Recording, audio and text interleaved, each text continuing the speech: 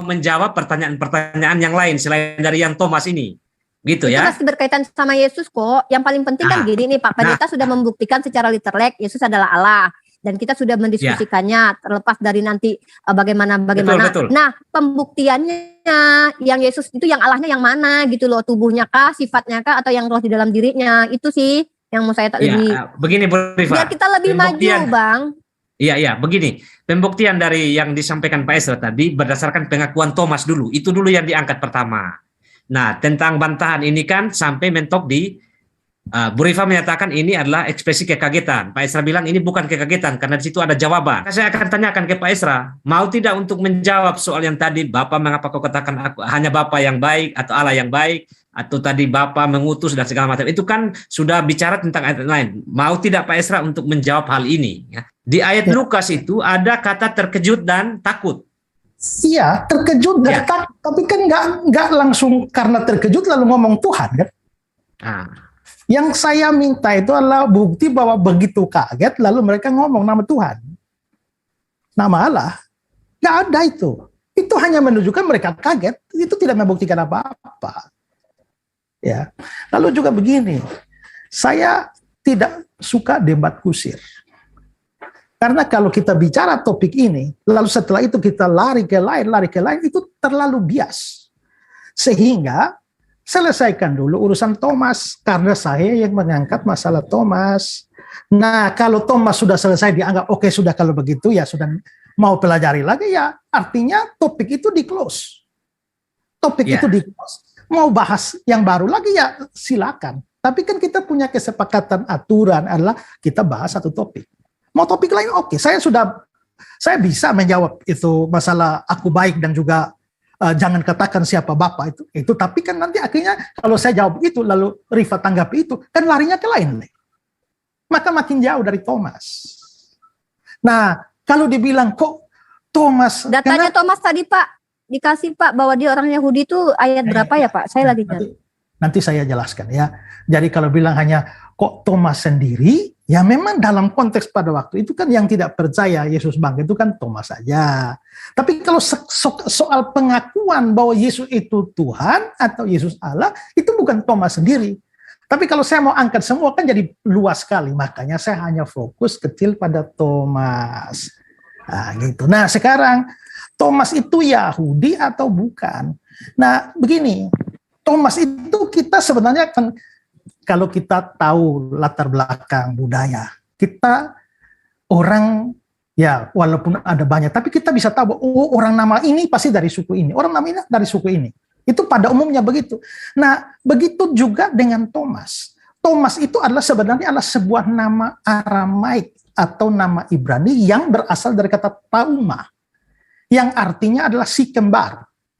Nah, biasanya dalam tradisi orang-orang Yahudi itu mereka karena pengaruh Helenisasi, ya Helenisasi itu adalah Peyunanian sejak dari Alexander the Great, itu maka kebudayaan Helenistik itu berkembang sedemikian rupa sampai rata-rata orang Yahudi mereka juga punya nama lain yaitu nama Yunani.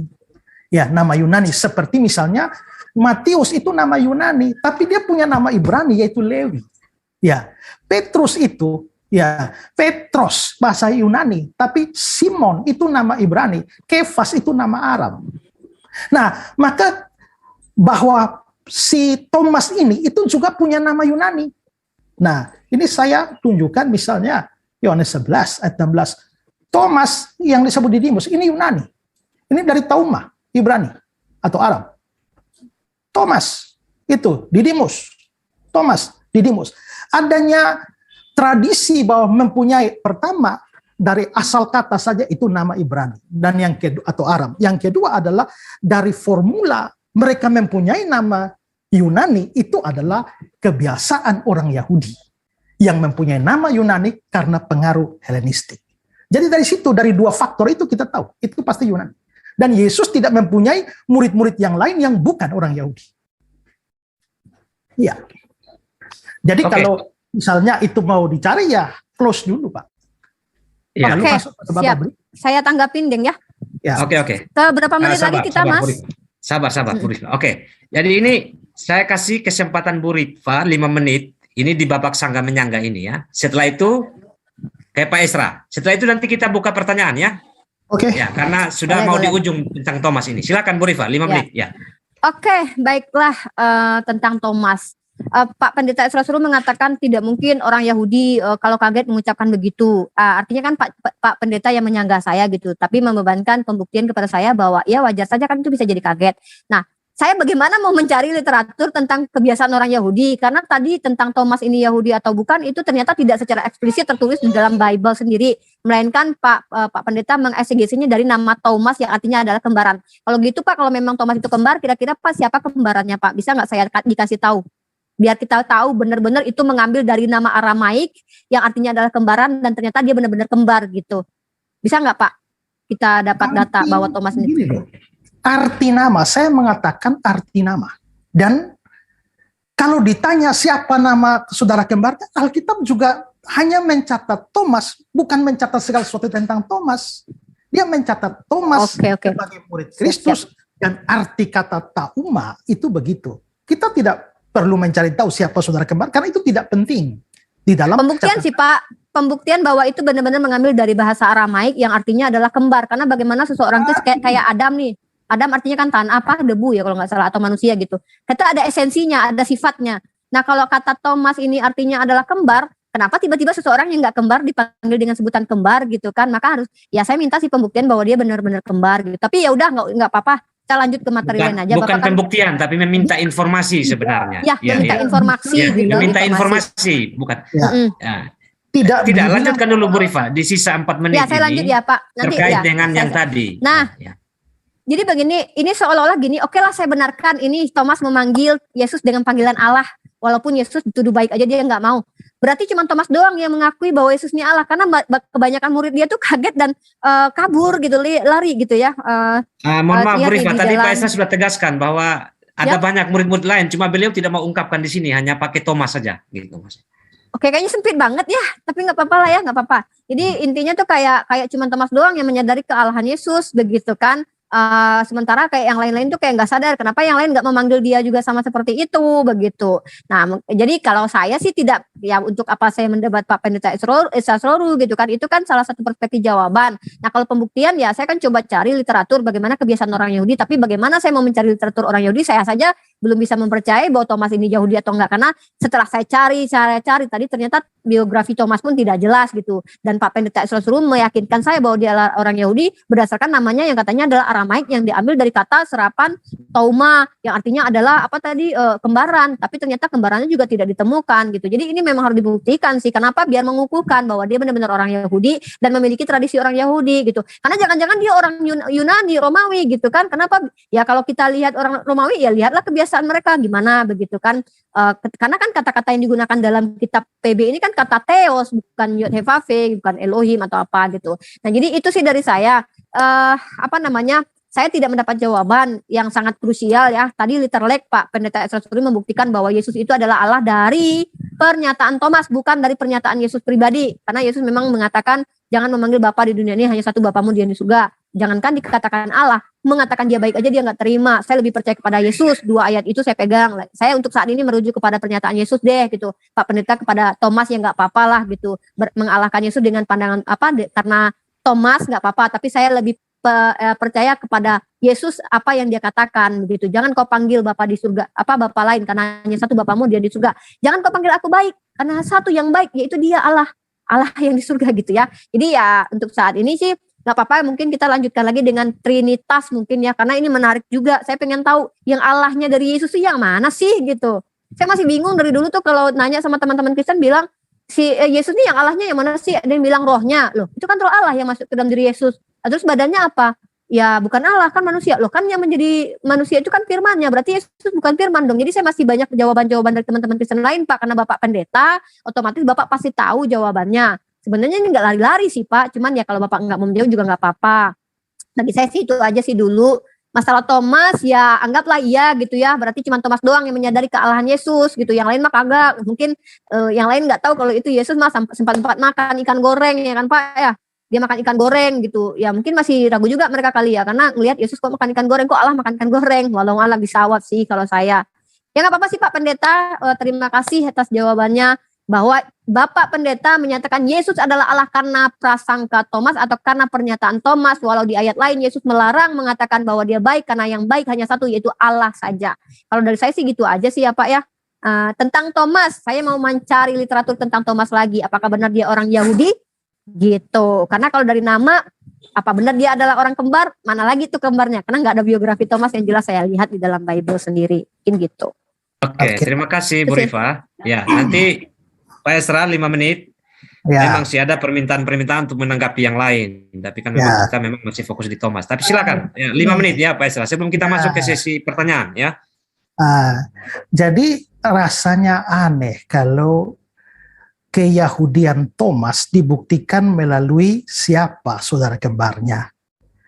Siapa saudara kembarnya itu tidak ada urusan dengan sukunya dia apa atau suku bangsa dia apa. Itu pertama. Kedua, Rifat tidak bisa membedakan antara murid-murid yang lain tidak mengaku Yesus Tuhan dan Allah dan murid-murid yang lain mengaku tapi saya belum mengungkapkan. Jadi kalau saya percaya murid-murid yang lain juga ngaku, tapi saya belum mengungkapkan. Kalau saya belum mengungkapkan, itu tidak berarti bahwa murid-murid yang lain tidak ngaku. Jadi Rifa perlu bedakan antara apa yang saya nyatakan, apa yang belum saya nyatakan, dengan bahwa mereka tidak mengakui demikian. Gitu. Lalu apa lagi? Saya menunjukkan pada Thomas. Memang sempit karena justru kalau sempit itulah perdebatan akan terlihat arahnya. Karena saya pengalaman debat dengan orang. Begitu hari ini masuk di sini, lari ke topik ini, lama-lama intinya tidak jelas. Sehingga akhirnya tidak jelas ujungnya di mana. Saya nggak mau terpancing. Karena itulah saya menunjukkan bahwa pengakuan Thomas Yesus Tuhan dan Allah, lalu Rifa mengangkat isu lain bahwa Yesus sendiri menyangkali. Maka bagaimana pernyataan Thomas itu dibantah melalui isu yang lain. Isu yang lain itu bisa dibahas lain kali. Tapi yang pasti adalah begitu Thomas mengaku, Yesus tidak membantah. Ya Tuhanku dan Allahku. Berarti waktu Yesus bilang jangan sebut siapapun Bapa di dunia, itu pasti ada artinya apa? Waktu Yesus juga mengatakan bahwa, apalagi yang tadi dikatakan ya, itu pasti ada jawabannya. Tapi saya belum mau mengungkapkan. Kalau saya belum mau mengungkapkan, jangan menunjukkan itu sebagai argumen untuk membantah Thomas. Yang dari Thomas itu tidak bisa dibantah. Tapi kalau yang tentang Yesus itu belum dibahas. Nah, itu harus jelas. Jadi ini penjelasan saya. Kalau Rifa mau teliti lagi ya silakan teliti tentang Thomas. Tapi ingat bahwa saya mempunyai dasar bahwa Thomas adalah orang Yahudi dari asal namanya. Yang artinya si kembar. Tapi kesukuan atau kebangsaan seseorang tidak bisa disangkali hanya karena dia tidak diketahui siapa saudara kembarnya. Jadi itu saja penjelasan. Saya kira tidak ada kemajuan lagi. Ya, silakan masuk pada babak berikutnya. Ya, jangan. Kalau begitu. Ini sudah closing statement atau masih babak ini? Belum. Sekarang kita akan masuk ke babak kedua. Babak kedua ini adalah pertanyaan. Pertanyaan ini akan ditujukan kepada Pak Esra dan juga Bu Rifa. Ya. Saya mulai dulu dari teman-teman yang temannya Bu Rifa ke Pak Esra. Oke. Siapa? Silakan. Siapa kira-kira? Admin teman saya di sini ada admin Zuma atau Zuma. Ya, Pak. Saya cuma satu orang aja. Iya. Oke, nanti saya kasih kesempatan 2 kali kalau ini. Pak Zuma, silakan satu pertanyaan dulu ke Pak Esra terkait dengan dialog ini. Silakan Pak Zuma. Bismillahirrahmanirrahim. Assalamualaikum warahmatullahi wabarakatuh. Damai sejahtera untuk kita semua. Selamat malam Pak Pendeta Esra Soru. Salam kenal dari saya Pak. Ya. Pertanyaan saya terkait dengan ketuhanan Yesus. Diceritakan di dalam Bible Yohanes 1 bahwa firman itu telah menjadi daging, telah menjadi manusia. Setelah dia menjadi manusia, dia tidak bisa berkata-kata dari dirinya sendiri. Dia tidak bisa berbuat sesuatu dari dirinya sendiri. Setelah dia menjadi manusia. Setelah dia menjadi manusia yang tidak mampu berkata-kata dari dirinya sendiri dan tidak bisa berbuat apa-apa dari dirinya sendiri, dengan cara apakah kemudian Yesus yang tidak mampu berbuat apa-apa ini menjadi Tuhan kembali?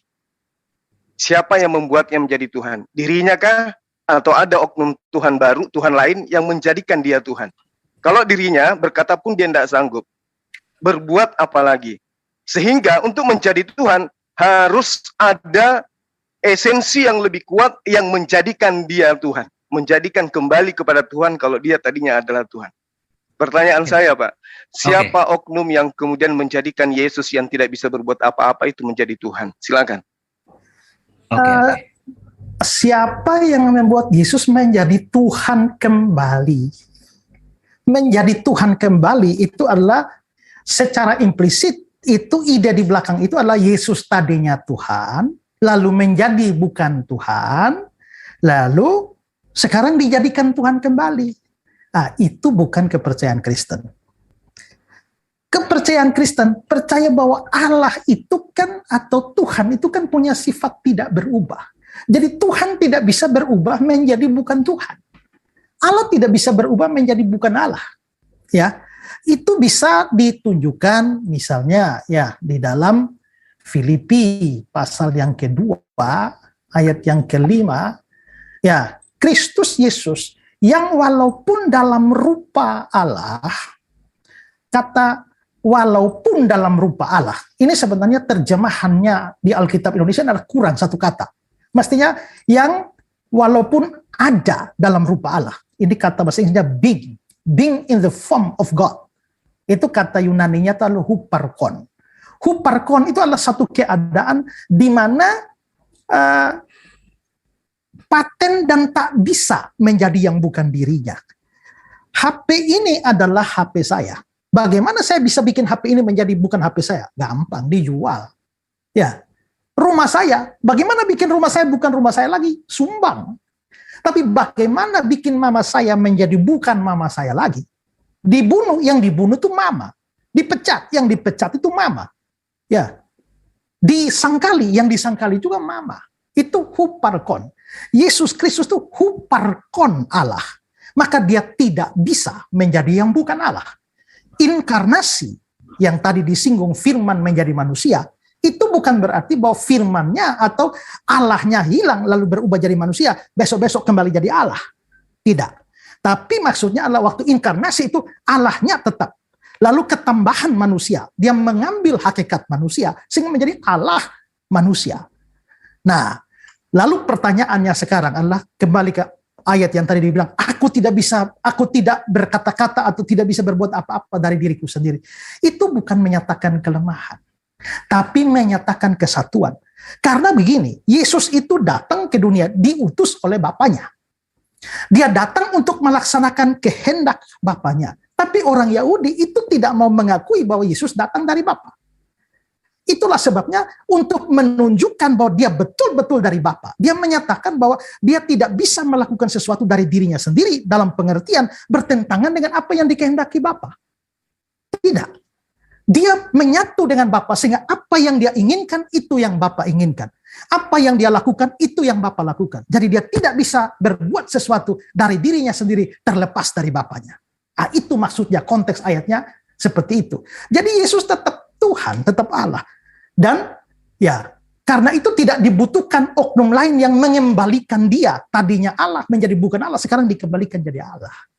Tidak. Nah, itulah inti iman Kristen. Begitu. Oke. Boleh. Terima kasih Pak sanggahan? Esra. Bukan, tidak ada sanggahan Pak Suma, tidak ada sanggahan, hanya tanya saja. Saya minta komentar Bu Rifa terkait dengan pertanyaan dan jawaban ini. Ya, jadi kalau dari saya pribadi, bentar saya open cam dulu. Kalau saya pribadi kan pertanyaannya gini nih, Yesus itu kan memang orang Kristen percaya bahwa dia adalah Allah dari semula. Tapi kan masalahnya dia di Filipi 2 ayat 6 kan membatasi dirinya. Artinya dia tidak bisa berbuat apa-apa dari dirinya sendiri gitu. Ketika dia sendiri tidak bisa berbuat apa-apa dari dirinya sendiri gitu. Ketika dia menjadi Tuhan lagi atau segala macam gitu. Itu bagaimana oknum yang tidak bisa berbuat dari dirinya sendiri ini dianggap sebagai Allah begitu. Itu pertanyaannya yang saya tangkap. Cuman kalau saya pribadi sih lebih ke ini ya, lebih ke makanya itu tadi penting, apakah Yesus ini yang Allahnya yang mana gitu, yang punya kuasa ilahinya yang mana. Dia kan gak bisa berbuat apa-apa dari dirinya sendiri, bahkan dia makan ikan goreng, dia juga takut ketika ada malaikat, ada keringat-keringat juga. Esensinya benar-benar manusia kan memang 100% human menurut teman-teman Kristen gitu.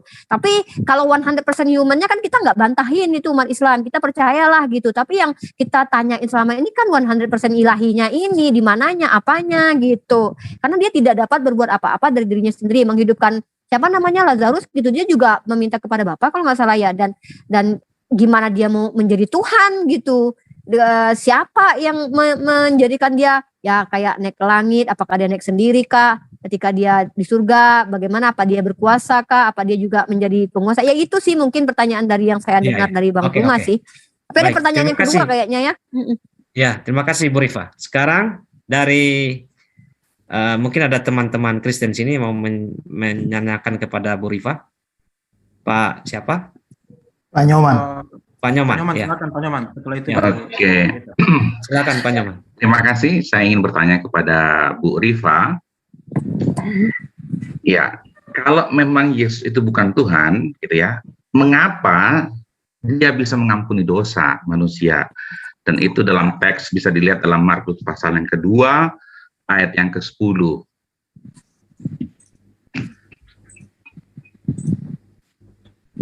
Ya, di situ dikatakan, tetapi supaya kamu tahu bahwa di dunia ini anak manusia berkuasa mengampuni dosa. Berkatalah ia kepada orang lumpuh itu dan seterusnya. Begitu. Terima kasih.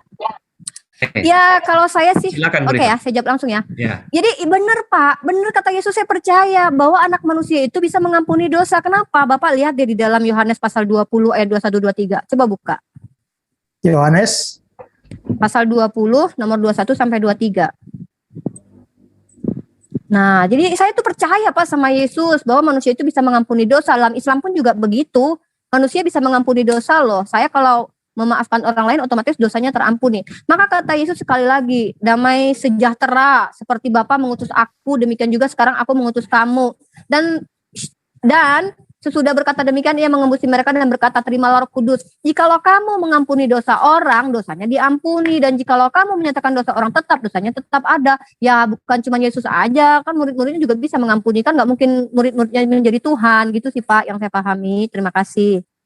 Baik Bu Rifa. Sekarang komentar Pak Esra Pak Esra terkait dengan jawaban Bu Rifa ya. Ya, jadi pertama memang di situ dia bilang bahwa murid-murid juga diberikan kuasa mengampuni dosa, ya kan? Jikalau kamu mengampuni dosa orang dan seterusnya. Itu berbeda dengan pernyataan Yesus. Dari konteks itu Yesus yang memberikan kuasa. Tapi di dalam Markus 2 tadi, anak manusia di dunia ini, anak manusia berkuasa. Berarti kuasanya dari diri sendiri. Sedangkan yang di ayat yang diambil Rifa, ya jelas-jelas Yesus memberikan kuasa. Jadi tidak bisa disamakan. Ya, kasusnya. Lalu, ya konteks dari ayat ini, ya konteks dari ayat mana tadi, ya ayat berapa yang tadi diambil? Bu Rifa tadi ayat berapa? Tadi ya. Oh iya bentar saya lupa. Di dalam Yohanes pasal 20 nomor 21 ayat 23. Oke. Silakan lanjutkan Pak. Ya. Oke. Jadi gini, itu yang saya bilang konteks juga harus diperhatikan.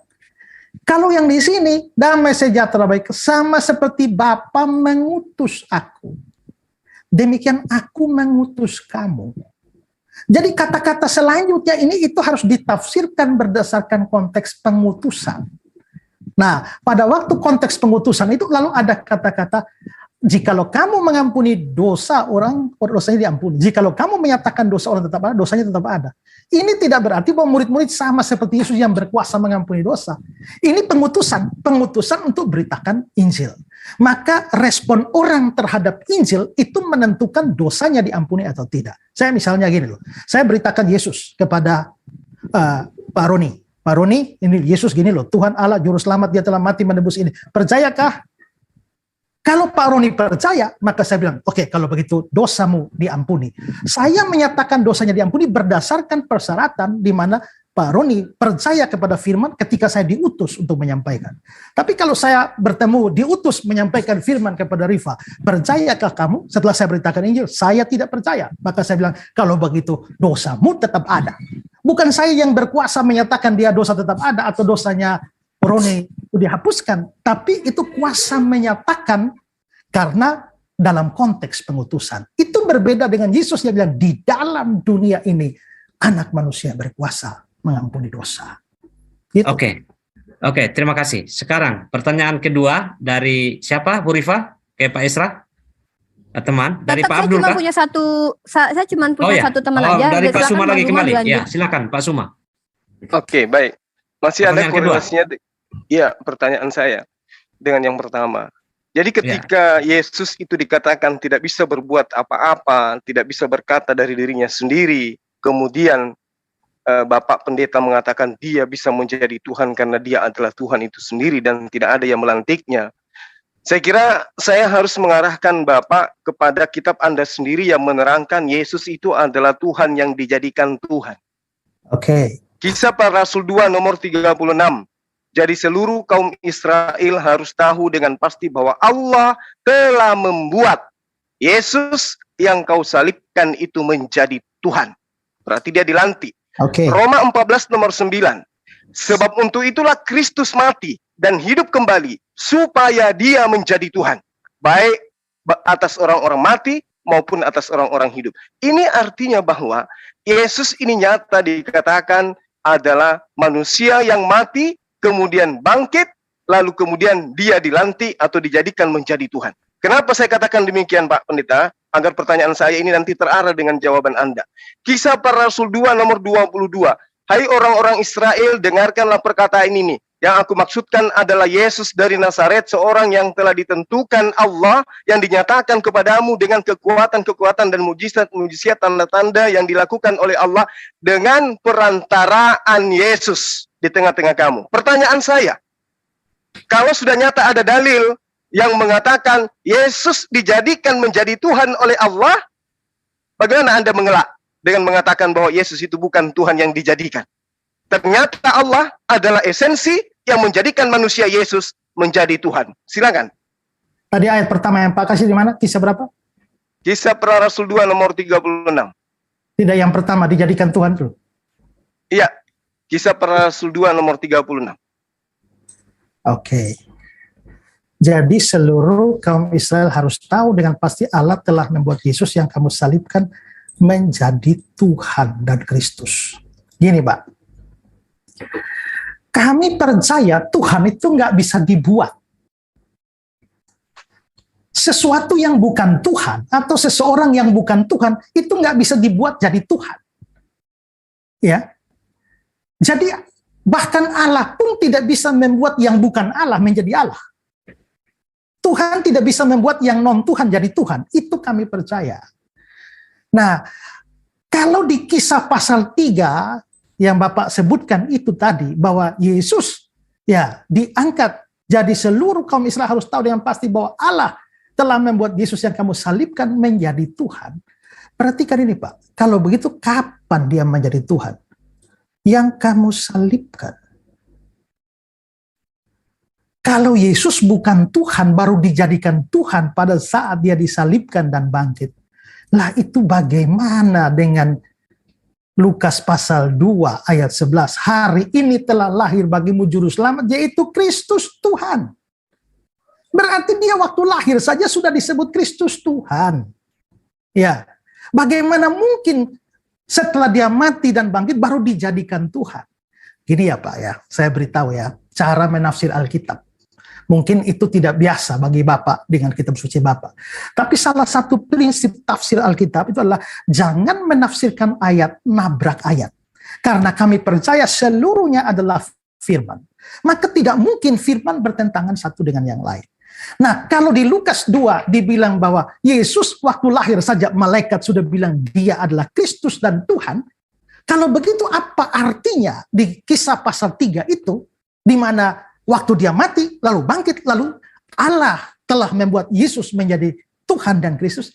Begini, Yesus itu memang Kristus, memang Tuhan. Tapi orang Yahudi tidak mau mempercayainya. Nah, melalui kematian dan kebangkitan, makanya dibilang bahwa Yesus itu di satu sisi, dia bangkit sendiri, tapi di sisi lain, dia dibangkitkan oleh Allah Bapa. Itu dengan pembangkitan Yesus yang telah disalibkan, itu Yesus menyatakan kepada orang Yahudi, nih, kalian tidak percaya dia Tuhan, tidak percaya dia Kristus, ini buktinya.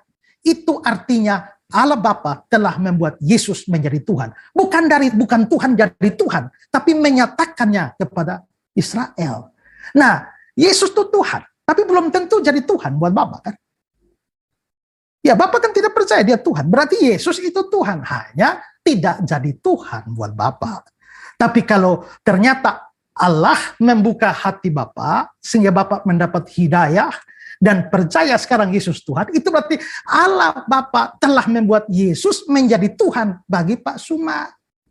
Ya, kalau Allah menjamah hatinya Rifa, sehingga Rifa dapat hidayah, sekarang percaya Yesus Juru Selamat, Tuhan, Kristus, berarti Allah telah membuat Yesus menjadi Tuhan bagi Rifa. Itu maksud ayatnya, Pak. Jadi kita nggak percaya yang bukan Tuhan jadi Tuhan, diangkat jadi Tuhan. Karena sebelum itu saja, waktu lahir sudah dibilang Tuhan dan Kristus. Itu. Oke, selanjutnya Bu Risma silakan memberikan komentar terkait dengan respon Pak Esra. Bu Risma? Sorry, Bu Rifa. Sorry. Kaget saya. Bu Apa Rifa. saya pikir dari pihak Kristen ada yang namanya Risma. Tidak. Kirain, Bu Rifa silakan berikan Bu komentar. Risma itu Sorry. wali kotanya Surabaya ya? Iya, benar. Salam sehat Bu Risma. Gini, kalau kita kan tadi Pak Pendeta Selalu juga bilang lah ke kita, kalau Kristen itu ya baca teks lah gitu. Saya kan dengarnya kan kita semua umat Islam kan berusaha untuk baca teks. Memang kita tidak mau mengeksegesis kan, itu kan teman-teman Kristen. Tadi ketika bicara tentang Thomas, saya bacakan perikopnya, ternyata berbeda dari perikopnya. Katanya Yesus, Thomas percaya, tapi ketika ada Yesus dijadikan Allah, oh enggak, perikop segala macam, ya enggak apa-apa lah, terserah Pak Pendeta Esra gitu kan, kitab Anda tafsirnya. Tapi kalau saya lihat gitu kan, ayat yang dibawa Bang Zuma tadi itu dinyatakan bahwa orang Israel harus tahu bahwa Yesus ini mati dijadikan sebagai Tuhan gitu. Nah, secara teksnya memang begitu. Tapi ya kembali lagi, kami kan tidak perlu mengeksegesis kitab orang lain, hanya mempertanyakan saja biar kami tidak dikatakan macam-macam lah gitu. Itu haknya Pak Pendeta Esra untuk menjawabnya. Cuman saya Pak Pendeta mohon maaf tidak perlu lama-lama, sepertinya saya membuktikan walaupun Thomas mau orang Yahudi atau enggak lah gitu. Tapi saya menemukan sebuah dalil di dalam kitab Perjanjian Lama, tepatnya di dalam kitab Mazmur, bahwa ternyata tradisi kalau dalam Islam itu ya, makanya saya tidak mau menyamakan orang-orang Perjanjian Lama dengan Islam ya. Kalau kaget itu biasanya menyebut Tuhan, kagum pun menyebut nama Tuhan, atau sebuah apa tuh menyebut nama Tuhan. Ternyata kalau saya lihat tuh di dalam kitab Mazmur 84 nomor 3 itu bahkan ketika Daud melihat burung pipit itu dia mengatakan ya Tuhan, ya Raja, ya Allahku, begitu. Itu ada ternyata. Silakan dibuka deh Mazmur pasal 84 nomor 3 gitu. Tapi bukan berarti ini saya mengatakan kaget ya, bukan, tapi ini sebuah kekaguman. Pasal 3 nomor 3. Di sini kan yang berbicara di sini entah Daud entah siapa gitu dalam kitab Mazmur ini di sini memuji kayak kagum gitu, kagum dengan bahkan burung pipit telah mendapat sebuah rumah gitu loh. Di sini tuh membicarakan tentang burung pipit yang mendapat sebuah rumah dan burung layang-layang sebuah sarang tempat menaruh anak-anaknya pada misbah-misbahmu. Ya Tuhan semesta alam, ya Rajaku, ya Allahku gitu. Jadi kalau dianggap orang-orang Yahudi tidak terbiasa dengan kalimat-kalimat seperti ini, ekspresi itu kan ada Pak.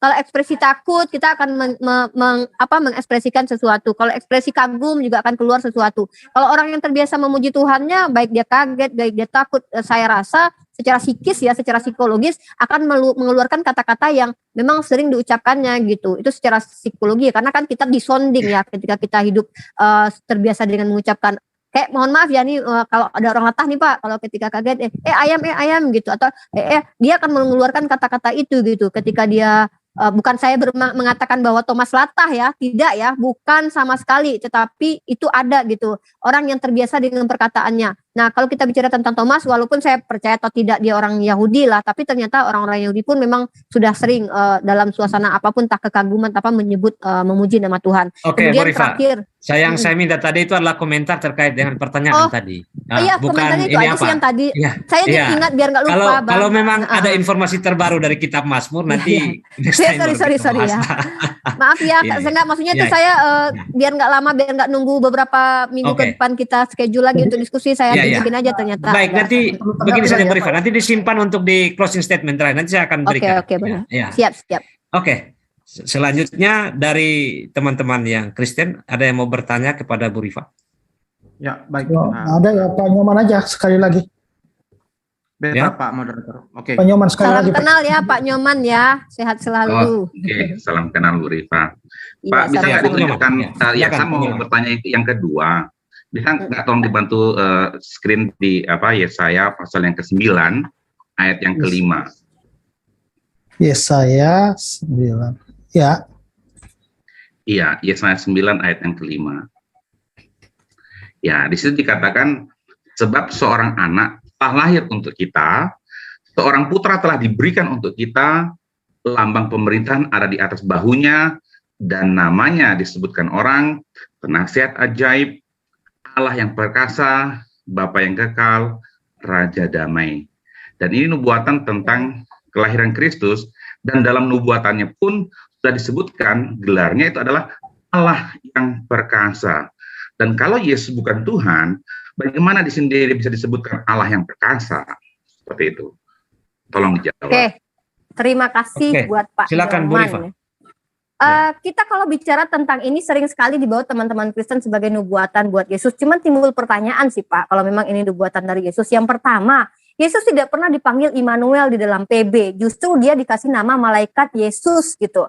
Harusnya kan dia dipanggil dikasih nama Immanuel gitu kan. Kemudian juga sebab seorang anak telah lahir. Nah, Pak, kalau kita bicara tentang yang telah terjadi, yang belum terjadi gitu kan, sebab anak telah lahir. Di situ sudah dikatakan anak itu telah lahir gitu kan. Kan dikatakan begitu, sebab seorang anak telah lahir untuk kita, seorang putra telah diberikan untuk kita. Lambang pemerintahan ada di atas bahunya. Nih, lambang pemerintahan. Mohon maaf, Pak.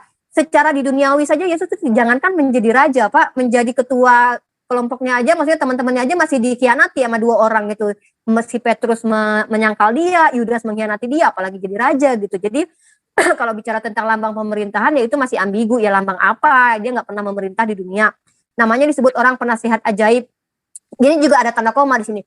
Penasihat ajaib, Allah yang perkasa, Bapa kekal, Raja damai, gitu kan tanda koma nih. Kalau secara literal bisa juga dimaknai seperti itu kan. Dia kan penasehatnya ajaib, Allah yang perkasa, Bapa yang kekal, Raja yang damai, kan bisa jadi begitu juga. Atau kalau dikatakan ini Immanuel ya, ini yang Immanuel bukan?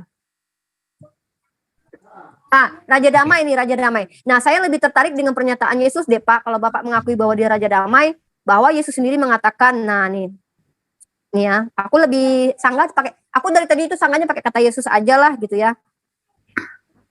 Nih. Bentar ya, ini bukan Immanuel ya, aku pikir Immanuel. Oke, ini Raja damai ya. Nah, Bapak baca di Matius pasal 10:34. Jadi biarkan Yesus yang menjawab, jangan aku yang berasumsi tentang Yesus. Biarkan Yesus, the Lord, yang menjawabnya ya. Kalau memang dia Raja damai, kalau memang ini untuk dia gitu. Silakan dibaca di Matius. Jangan kamu menyangka bahwa aku datang untuk membawa damai di bumi ini, di atas bumi. Aku datang bukan untuk membawa damai, melainkan pedang. Jadi kalau dia dikatakan sebagai Raja damai, ya dia sendiri membantahnya gitu. Sama seperti tadi dia disebut Allah, dia aja membantahnya. Jangankan jadi Allah, jadi baik aja dia nggak mau gitu. Jadi aku percaya sama Yesus deh gitu. Oke, cukup Bu Rifa? Cukup. Oke, terima kasih. Selanjutnya Pak Esra silakan memberikan komentar. Di Yesaya 9 ayat yang kelima, itu ya. Nah tadi Rifa persoalkan beberapa hal. Ini kok telah lahir? Ini dalam kitab Yesaya. Kalau dalam kitab Yesaya ini artinya 700-an tahun sebelum Yesus lahir. Mestinya kalimatnya bilang sebab seorang anak akan lahir. Ya, mestinya begitu. Tapi ini bilang telah lahir. Ya, artinya telah lahir, mestinya telah lahir dalam zaman Yesaya dong. Gini, perlu dipahami dalam tradisi Yahudi. Kalau saya bilang tradisi Yahudi, ya saya yang bilang, ya saya yang membuktikan lah. Orang Yahudi kalau mengatakan, kadang-kadang menyatakan sesuatu yang pasti terjadi, mereka menyebutnya telah terjadi. Nah, Yesaya ini kan dalam nubuatan, Yesaya telah melihat. Jadi dalam pandangan Yesaya, anak itu telah lahir dalam pandangan dia. Makanya dia disebut telah lahir. Dan juga tradisi Yahudi, kalau sesuatu pasti terjadi, tidak ada kemungkinan tidak terjadi, mereka menyebutnya sesuatu yang akan terjadi itu sebagai telah atau sudah. Nah, untuk menunjukkan bahwa ini memang adalah tradisi Yahudi, ya saya contoh ya, Yohanes 8.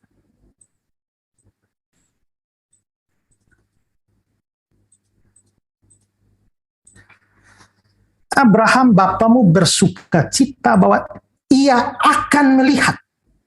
Akan melihat berarti belum melihat. Tapi begitu akan melihat, kalimat selanjutnya ia telah melihat. Loh, yang benar akan melihat atau telah melihat? Itulah kebiasaan mereka. Saya berikan contoh yang lain, Yohanes 4. Ya.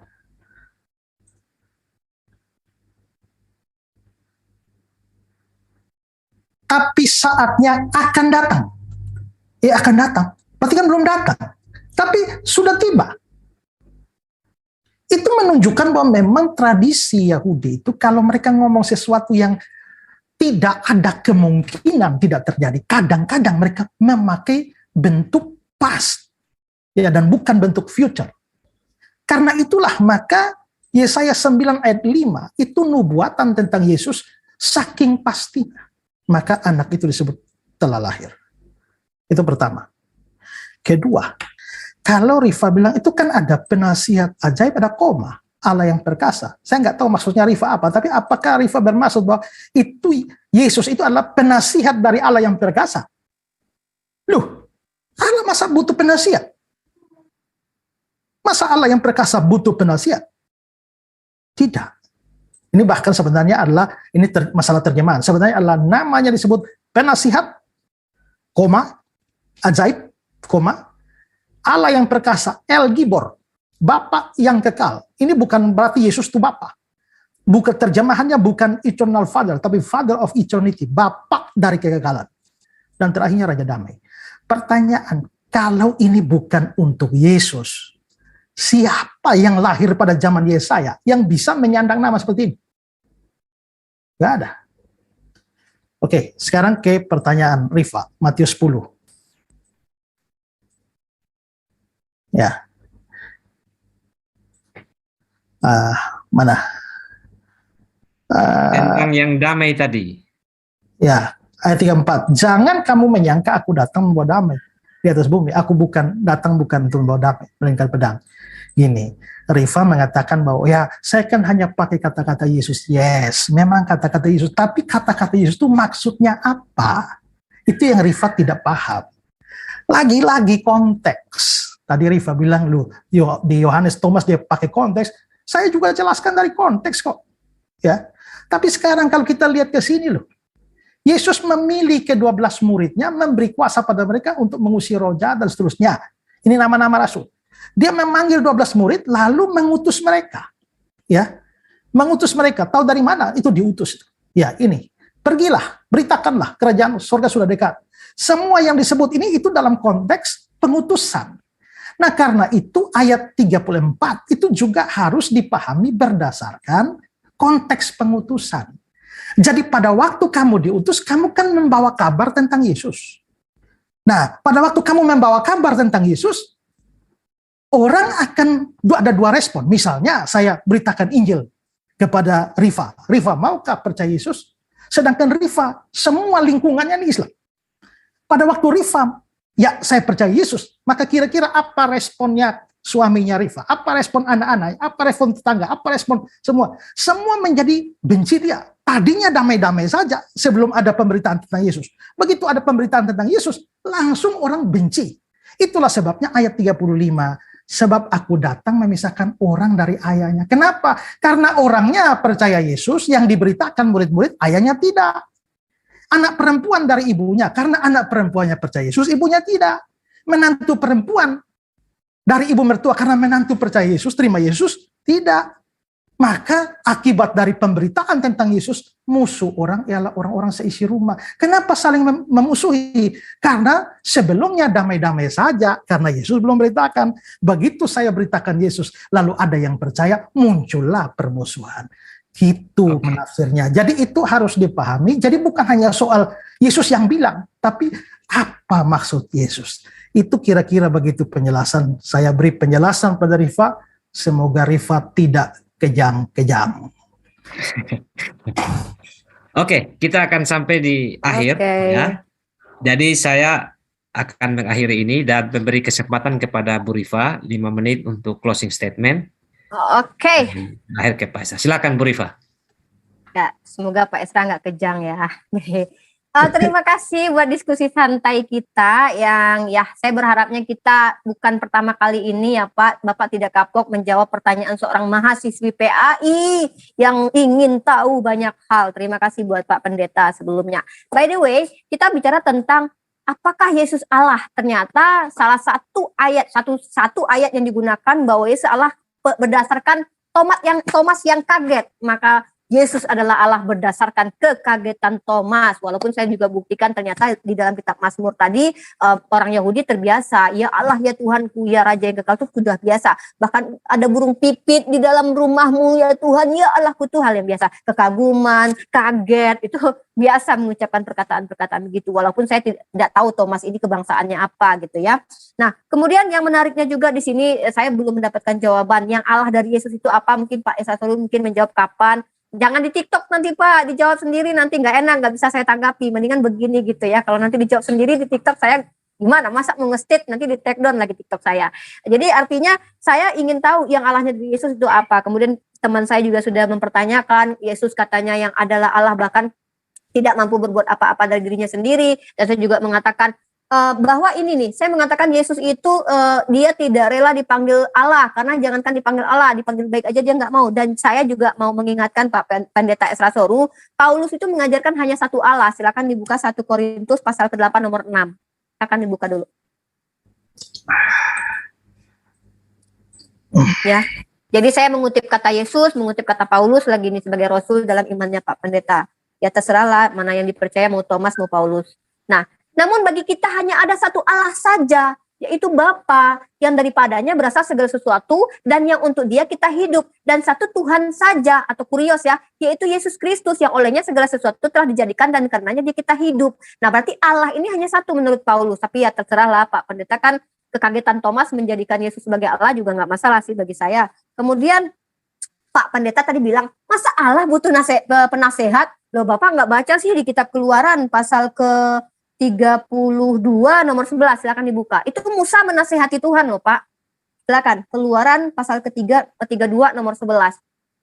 Jadi Tuhannya Bani Israel itu memang butuh penasehat, karena memang Musa pernah menasehati Tuhannya Bani Israel. Kalau kita lihat di Keluaran pasal 32 nomor 11. Nah, lalu Musa mencoba melunakkan hati Tuhan, Allahnya, dengan berkata, mengapakah Tuhan murkamu bangkit terhadap umatmu yang telah kau bawa keluar dari tanah Mesir dengan kekuatan yang besar dan dengan bla bla bla gitu. Jadi kalau dibilang Tuhan nggak butuh penasehat, justru Musa menasehati Tuhan gitu, memberi masukan kepada Tuhan begitu. Jangan gitulah Tuhan, jangan kejam-kejam kali kalau begitu ya. Terus kemudian tadi kita menggunakan Yesaya pasal ke-9 ayat ke-5 gitu. Dia adalah yang perkasa. Loh gimana mau dikatakan perkasa? Pak Yesus kan mati di tiang salib. Jangankan menghadapi keperkasaan, menunjukkan keperkasaannya sebagai Tuhan, menghadapi hansip Romawi pun dia tidak sanggup. Kemudian apalagi sebagai penasehat Allah yang perkasa. Kemudian apa tadi kekal ya? Enggak Pak, Yesus enggak kekal. Yesus itu pernah mati. Bapak enggak pernah mati. Bapak memang benar kekal. Tapi kalau Yesus itu pernah mati, itu tidak bisa dikatakan kekal yang pernah mati. Kemudian apalagi tadi tuh Raja Damai. yang terakhir Raja Damai. Nah, kalau Raja Damai kan saya nggak usah jawab lah. Saya serahkan kepada Yesus untuk menjawab. Karena juga begini, secara pernyataan Yesus katakan itu, implementasinya pun juga begitu. Kenapa saya katakan ini Allah menurut teman-teman Kristen sudah turun ke dunia menjadi manusia. Kalau memang dia ada manfaatnya untuk turun ke dunia, justru gara-gara dialah dari zaman dia muncul kita berdebat. Jangankan dari Muslim Yahudi, secara internal Kristen pun juga gara-gara siapa dia Pak berdebatnya. Arius, Athanasius, ada ini, ada Wones, ada segala macam yang dikatakan bidat segala macam gitu.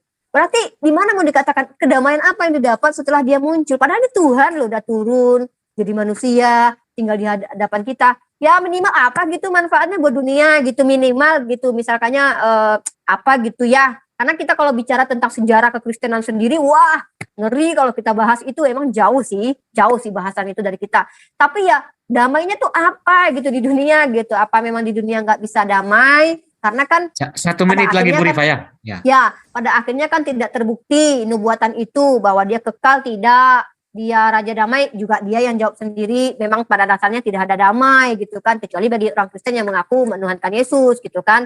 Ya kan itu klaim saya juga bisa bilang bahwa saya damai dalam Islam, orang Hindu juga bisa bilang dia damai dalam Hindu, orang Buddha juga bisa bilang dia damai dalam Buddha. Artinya implementasi ini Tuhan loh. Seandainya Yesus adalah Tuhan yang benar, wah ini Tuhan udah turun ke bumi, lalu apa manfaatnya buat dunia? Itu karena ya toh dunia juga tidak terselamatkan semua kan Pak. Nah gitu sih closing statement dari saya. Jangan kejang Pak Esra Seru. Mudah-mudahan kita berdiskusi lagi kapan-kapan. Mari banyak tersenyum agar kita sehat. Dan yang netizen-netizen di bawah, jangan komentar yang enggak-enggak. Karena saya dengan Pak Pendeta Esra Seru saja berdamai kok. Walaupun Yesus mengatakan dia datang tidak untuk kedamaian. Terima kasih Pak Pendeta Esra Seru. Sehat selalu. Closing statement dari saya begitu. Ya, terima kasih Bu Rifa. Selanjutnya Pak Esra, 5 menit Pak. Ya, silakan. Jadi ini di closing statement ini Rifa membuat banyak penjelasan lagi. Jadi ya oke lah. Tadi soal yang dia kutip dari Mazmur bahwa itu pemazmur lihat burung pipit lalu ya Tuhan Allah, itu tidak relevan. Kenapa? Itu bukan ungkapan kekagetan. Ya, saya singkat saja. Kedua yang dia bilang bahwa Musa menasihati Tuhan. Begini. Rifa perlu belajar sesuatu dalam teologi Kristen namanya bahasa antropomorfisme. Ya, nah itu bahasa itu misalnya menyesal Allah kok bisa menyesal? Ya, nah tapi bagian lain yang mulia dari Israel tidak menyesal. Tuhan itu kan maha hadir, tapi kok bisa bilang lalu Tuhan turun, Tuhan naik? Berpikirlah Tuhan, aku harus memberitahukan kepadanya atau tidak? Nah itu semua namanya bahasa antropomorfis. Nah Rifa mungkin tidak mengerti itu sehingga lalu akhirnya menganggap bahwa betul-betul Tuhan butuh penasihat. Lalu tadi juga Rifa Yesaya 9:5 mempersoalkan bahwa lambang pemerintahan, ya bagaimana Yesus memimpin kelompok saja tidak. Ya Rifa tidak mengerti bahwa kerajaannya Yesus itu kerajaan rohani. Kalau Yesus bilang pada Pilatus, kalau kerajaanku dari dunia ini, anak buahku tuh sudah bangun memberontak semua, tapi kerajaanku bukan dari dunia ini. Lalu Yesus tuh perkasa. Ya perkasa kok bisa mati? Ya memang dia datang tuh untuk mati. Ya perkasa itu tidak bisa ditolak. Ya itu harus studi banyak soal El Gibor tuh artinya apa. Ya tapi bahwa perkasa itu tidak bisa, dia memang datang untuk mati, itu tujuannya. Anak manusia datang untuk memberikan nyawanya menjadi tebusan. Lah kalau dia nggak jadi mati, berarti untuk apa datang? Tujuan datang itu adalah untuk mati. Lalu dibilang tadi Rifa bilang bahwa ya Pak Esra membuktikan kealahan Yesus melalui kekagetan Thomas. Lah kan kita dari tadi mau membuktikan Thomas kaget atau tidak, dan Rifa tidak berhasil membuktikan bahwa Thomas kaget. Tapi Rifa membuat kesimpulan bahwa saya mendasarkan ketuhanan Yesus pada kekagetan seorang Thomas. Lalu Yesus mati tidak kekal. Ya, dia mati. Yang mati itu kemanusiaannya. Ya, tapi itu nanti butuh penjelasan panjang karena ya di Filipi Efesus 2 ayat yang ke-15, ya saya tunjukkan Efesus 2 ayat yang ke-15 dibilang dengan matinya sebagai manusia. Lalu juga ada Filipi pasal 2, ya itu ayat yang dalam keadaan sebagai manusia ia telah merendahkan diri dan taat sampai mati. Jadi kami nggak percaya Allah bisa mati. Yang mati itu dia mati dalam kemanusiaannya. Tapi Yesus juga bangkit, lihatlah, aku hidup, aku telah mati, aku bangkit dan hidup selamanya. Lalu Yesus itu katanya Raja Damai. Tapi kita sejak dari dia datang, debat terus. Ya memang, karena apa? Karena terang tidak bisa bersatu dengan gelap. Ya, itulah sebabnya gelap selalu memusuhi terang. Itulah sebabnya pertikaian, percekcokan, paham itu selalu ada. Tapi ya, saya percaya terang yang seperti kata Yohanes, terang yang sesungguhnya sedang datang ke dalam dunia. Dunia hidup dalam kegelapan, dia datang bawa terang, dia mati dan menebus. Yang percaya kepada Yesus, ya, maka dia akan diselamatkan. Yang tidak percaya, tidak mungkin diselamatkan. Karena itu juga, ya silakanlah Rifa dengan iman sendiri, lalu ada siapa lagi, ada Suma. Tapi pikirlah bahwa kami, kenapa bisa pasti, kami orang berdosa. Ya, Pak Nyoman orang berdosa, semua orang berdosa. Kami 1 menit lagi Pak Esra. Sama seperti Rifa, sama seperti Suma, semua masuk neraka. Tapi karena kami punya juru selamat. Sehingga akhirnya bukan kami yang tanggung dosa itu, kami diselamatkan. Tapi kalau Rifa, kalau Suma tidak punya juru selamat, tanggung sendiri, dosa sendiri. Karena tidak ada perbuatan baik bisa menghapus dosa. Kalau kamu tidak punya kepastian keselamatan, Yesus menawarkan, di bawah kolong langit ini tidak ada nama lain yang olehnya manusia diselamatkan. Amin. Oke, Jangan terima Menarik kasih. sih jadi judul, Pak Pendeta. Terima kasih, terima kasih. Statementnya jadi judul, keren tuh. Ya, ya. Enggak, maksudnya yang Jadi- tadi itu tentang dosa waris itu bagus Pak, jadi judul kapan-kapan Pak, Ya. atur lagi Ya. Pak. Bagus tuh Pak. Ya, Juru oke. selamat oke. Pak, juru selamat Pak, keren Pak, juru selamat. Terima kasih kepada Bu Rifa dan juga Pak Esra yang sudah hadir dalam dialog yang diselenggarakan oleh teman-teman Indonesia Damai Sejahtera. Nah, terima kasih juga kepada Pak Nyoman, Pak Suma, dan juga Pak Ivan, teman-teman Damai Sejahtera, Indonesia Damai Sejahtera yang sudah menyelenggarakan acara ini. Saya sebagai moderator, mohon maaf jika selama proses memoderasi dialog ini ada kata-kata yang kurang berkenan, ya saya mohon maaf, dan mungkin kita akan jumpa lagi di kesempatan-kesempatan yang akan datang. Selamat malam untuk kita semua. Sukses selalu, salam sehat. Oke, terima kasih ya Ibu Rifa. Terima kasih. Assalamualaikum. Ya, mohon maaf kalau ada kata-kata yang salah ya Pak Pendeta Esra Soru, sehat.